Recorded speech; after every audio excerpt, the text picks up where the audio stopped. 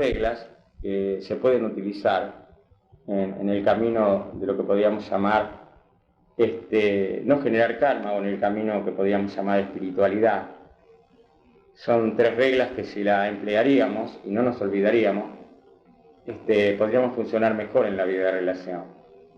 Ocurre que nosotros tenemos a veces mecanismos muy importantes, pero el hecho de muchas veces de leer mucho material hace que esos elementos que hemos aprendido no los llevemos a la práctica, porque incorporamos exceso de información.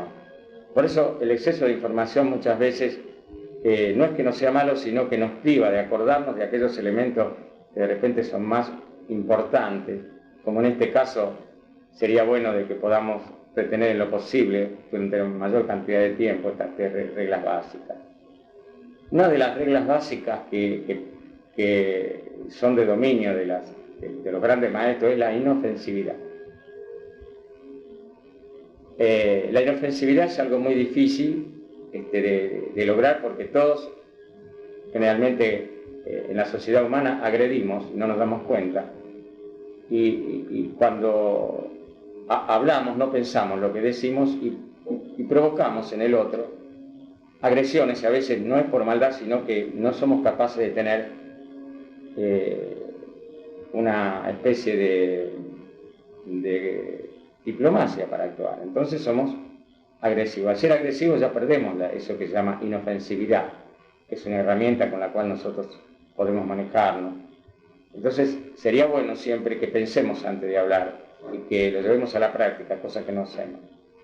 Otro de los elementos terriblemente difíciles que tendríamos que utilizar es no desear nada para uno mismo, en cuanto a función del yo humano, del yo personal. Algo difícil por el gran egoísmo que existe dentro de la sociedad. Esto es una cosa que debemos trabajar, que es el egoísmo. Hay mucho egoísmo. La sociedad humana, justamente uno de los talones de Aquiles por la cual no evoluciona, es el egoísmo que la sociedad tiene en lo individual y muchas veces en lo grupal. A pesar de que tenemos una gran cantidad de gente que está ayudando hacia los demás, en el fondo de repente puede estar deseando cosas también para el yo personal, y tenemos que saber cuándo esas cosas o esos regalos son necesarios o lícitos. Pero la regla básica es no desear nada para el yo personal. Y el tercer punto que plantean los maestros es encontrar la divinidad en todo. Encontrar la divinidad en todo. Por supuesto que para lograr estas premisas hay que tener un grado elevado de comprensión y de conciencia. Porque una persona que ve un hecho externo contrario no puede discernir bien. Se pone a pensar dónde está la divinidad en este hecho, por ejemplo. Por lo cual la persona no está capacitada para discernir, pensar.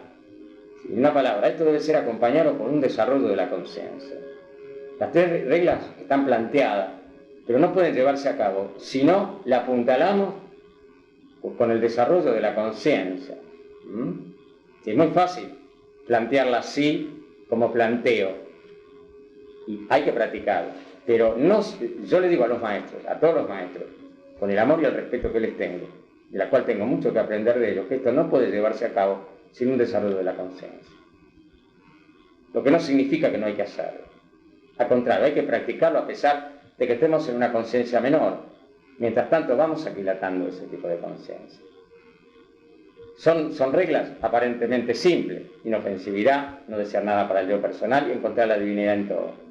Pero si buceamos, si lo llevamos a la práctica, es terriblemente difícil. Sin embargo, lo debemos lograr. El hecho de que no sea posible no significa que abandonemos el proyecto. Si nosotros queremos quemar karma, si nosotros queremos tener una mejor relación con los demás, deberíamos practicar estas reglas. Yo en algún momento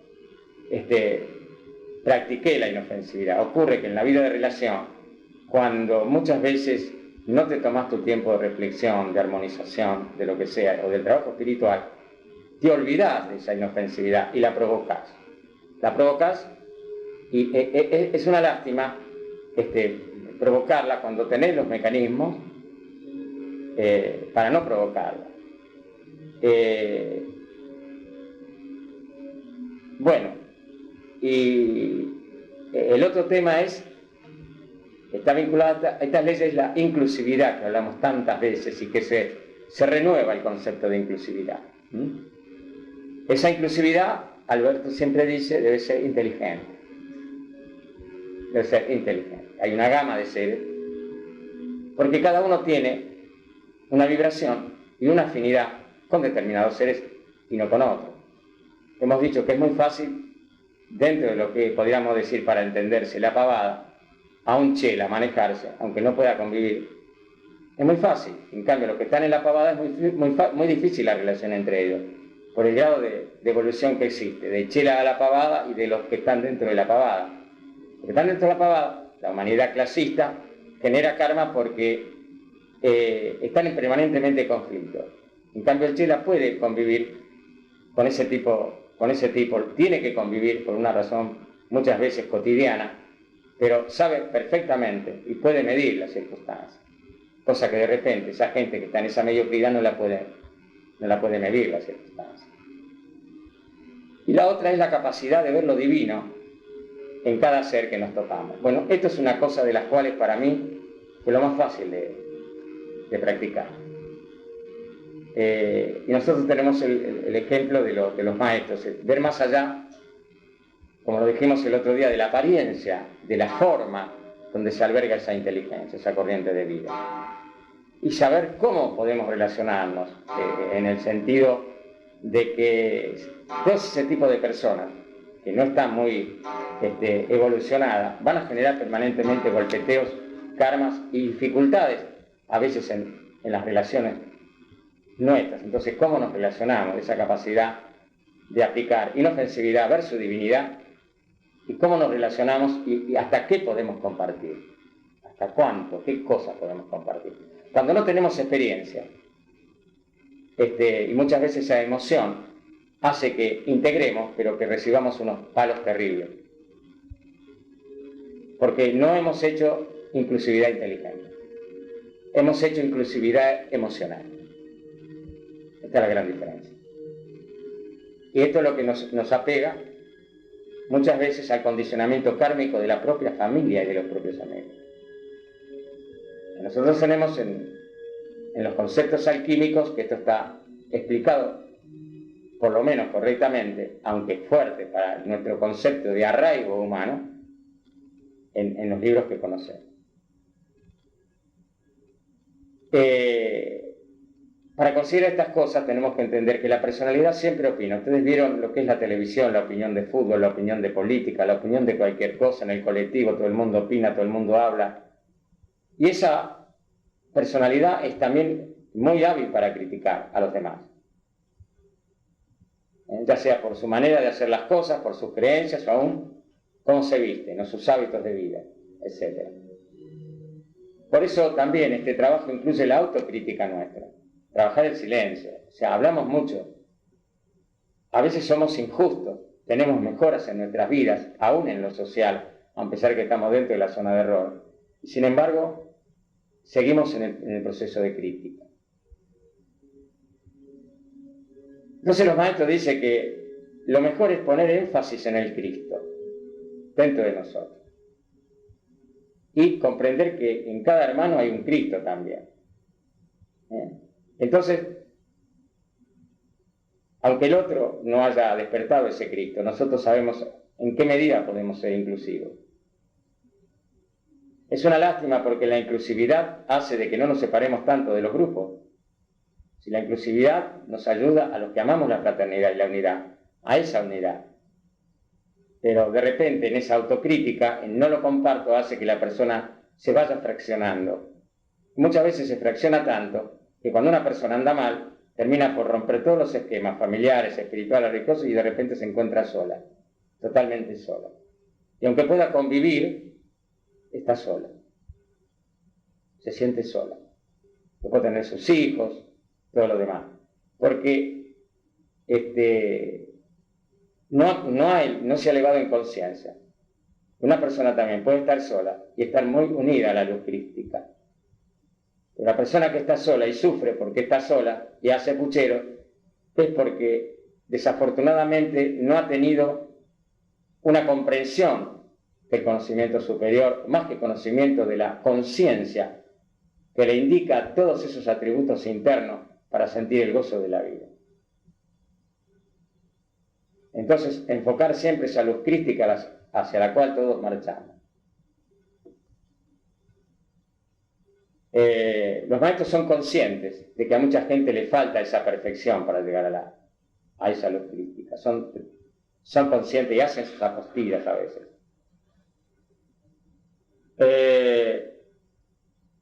También los maestros dicen que no tenemos por qué apenarnos ni afligirnos por la falta de perfección, ni en nosotros ni en los demás. No debemos tampoco reconocer a cada uno como, debemos reconocer a cada uno que es un hijo de Dios, que se encuentra en un determinado nivel hasta ir logrando esto, esa luz crística, y que no debe ser menoscabado, menospreciado por las imperfecciones que aún asoman.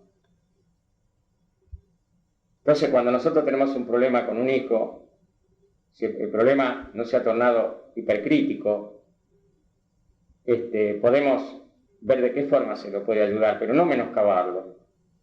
Intentar una palabra, cuando una palabra es una bendición.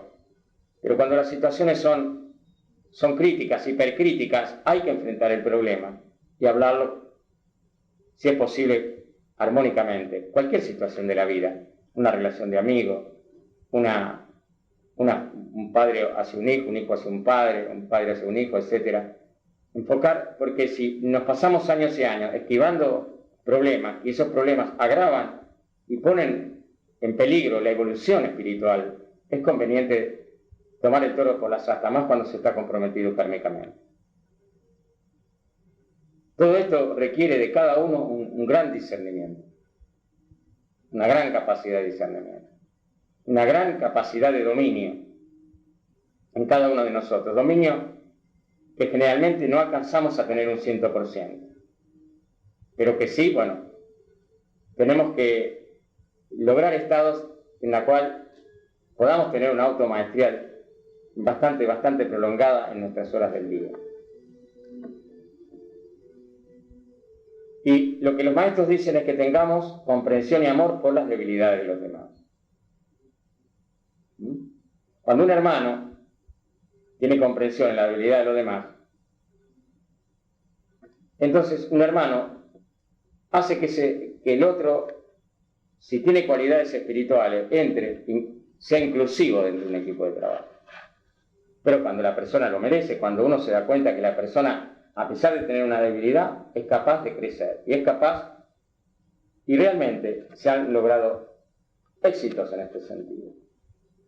Pero muchas veces sabemos que hay personas que no van a funcionar, que no es el momento, y que la prueba está que muchas veces esas personas, al poco tiempo de poder estar compartiendo de repente un grupo, un campo de fuerza, un campo de trabajo, lo abandonan, porque es evidente que de entrada no estaba preparado. En cambio hay otros que por ahí tienen ciertas debilidades o tendencias, pero que muestran una imagen de corrección y de querer buscar esa luz crística o ese camino. No van a buscar el camino para solucionar temas de tipo social, como es común la gente vincularse a los grupos por buscar una pareja, por el tema de la soledad humana. Tenemos que hablar así de soledad humana, porque cuando se tiene el gozo de la vida divina, cuando las energías están puestas realmente en el corazón, esa persona va logrando una fortaleza tal que jamás puede sentirse aislada o sola, porque va a encontrar su identidad y que está rodeada de seres espirituales cuando esa persona está en un punto trascendente. Los maestros dicen que debemos entender que muchos estamos lejos de la realidad, estamos limitados por nuestras percepciones, por los sentidos físicos, porque no hemos desarrollado los sentidos espirituales. Máximo, entonces, que tenemos que intentar ser más tolerantes con los demás. Ser tolerante no significa, como decimos comúnmente, que si una persona se tira al río, tenemos que tirarnos al río. O sea, nosotros tenemos que tener un orden.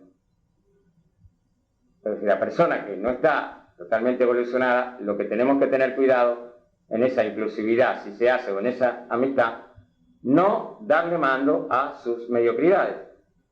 Por eso el discernir en una sociedad polifacética como es la Tierra es un tema tremendamente complejo. Y no tomar sus defectos, que es lo muy común. Una persona se pierde si no está fuerte porque toma de los defectos del otro. El hombre es un animal de costumbre e imita. Entonces tenemos que aprender que la personalidad del otro no absorba nuestra identidad superior, que es muy común. Eso es común entre muchas veces en el amor emocional kármico de la familia o a veces hasta de los amigos o de las parejas transitorias.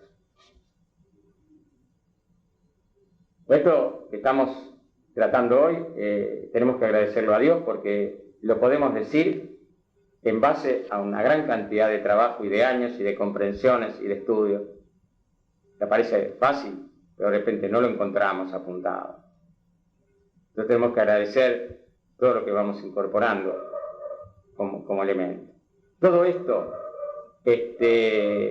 entendiendo estos de las limitaciones, irradiando hacia ellos una amorosa comprensión, vamos generando una inofensividad, una energía positiva.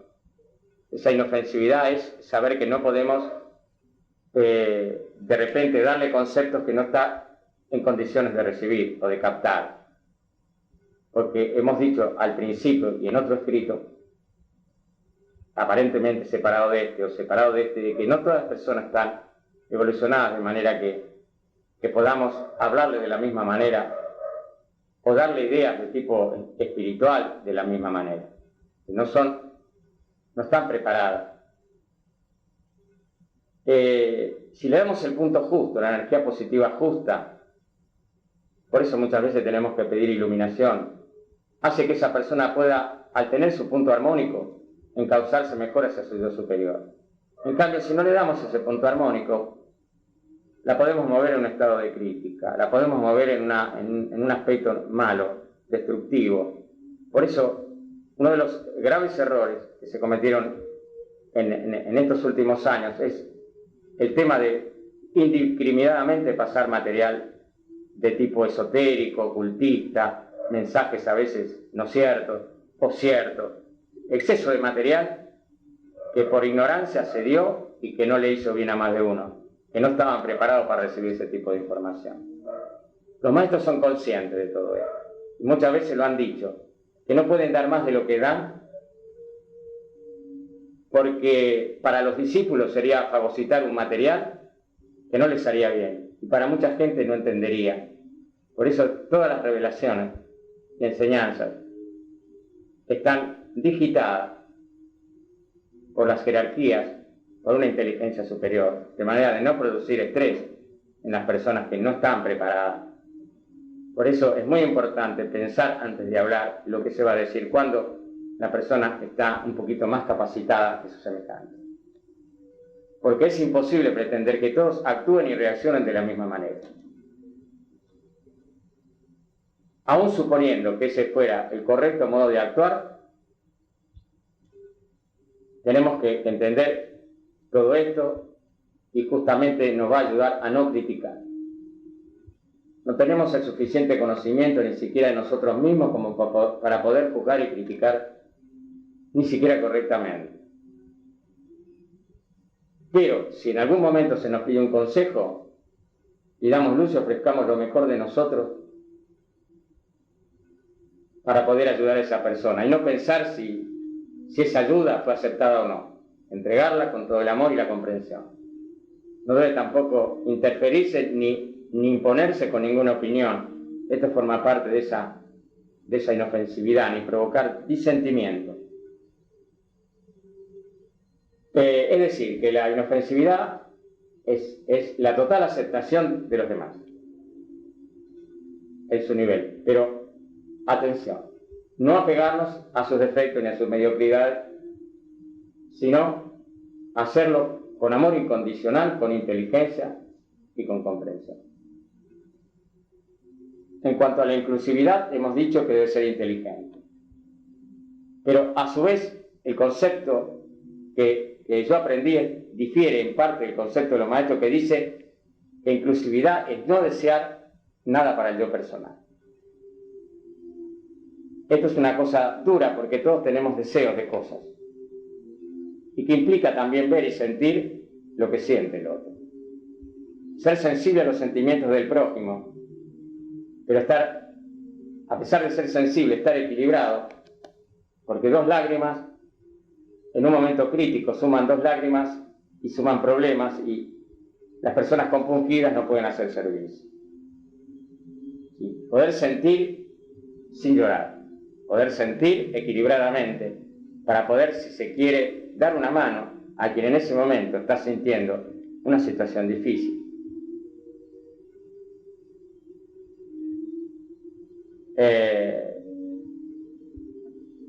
Los maestros, bueno, recalcan la frase de Jesús: ama a tu prójimo como a ti mismo, en esto de la inclusividad.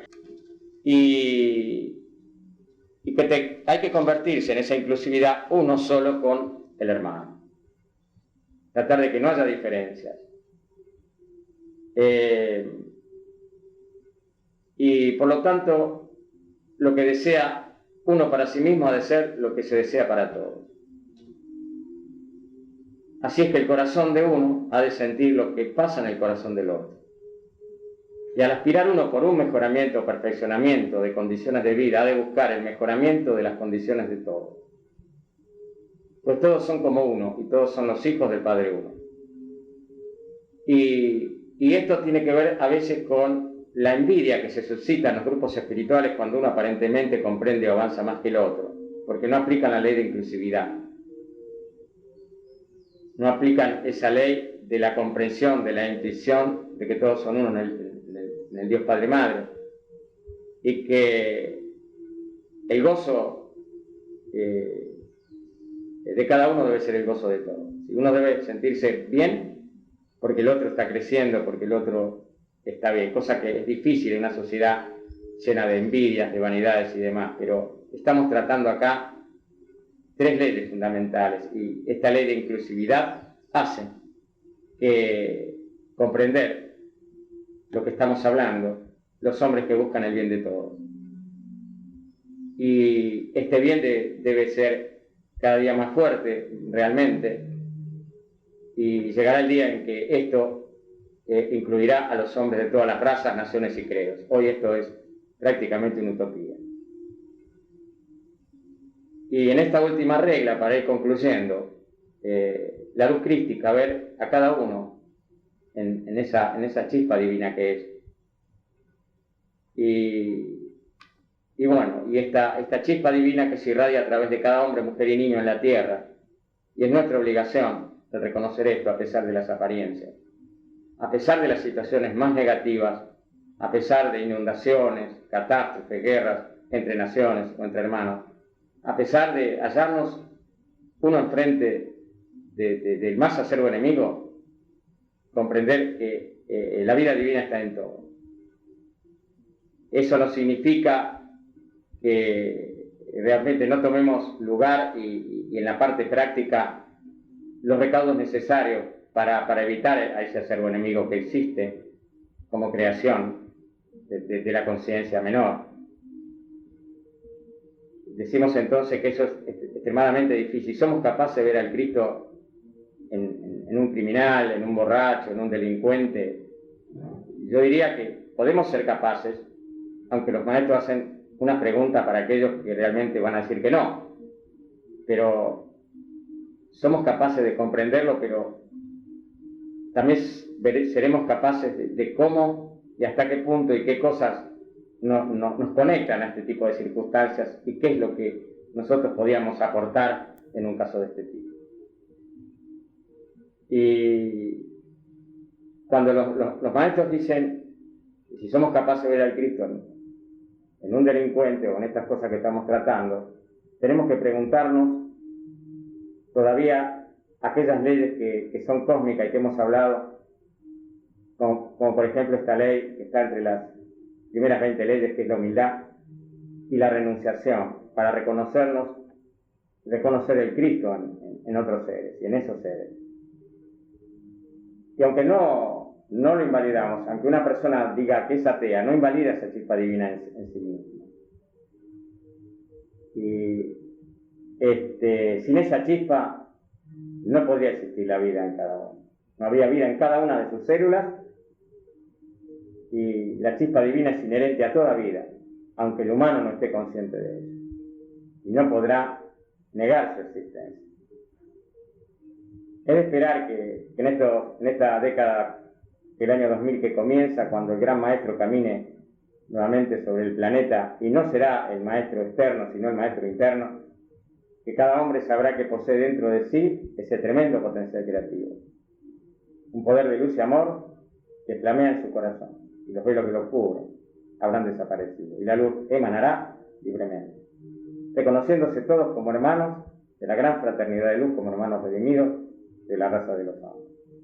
Estos son los 3 puntos, las 3 reglas de oro que concluimos hoy: inofensividad, inclusividad y hermandad en Cristo. Hermandad en Cristo que venimos sosteniendo en San Marcos Sierra desde 1988. Como ven, este material llegó mucho después a nuestras manos, que habíamos, por intuición e inspiración de la luz, haber formado esta hermosa fraternidad crística junto a los ángeles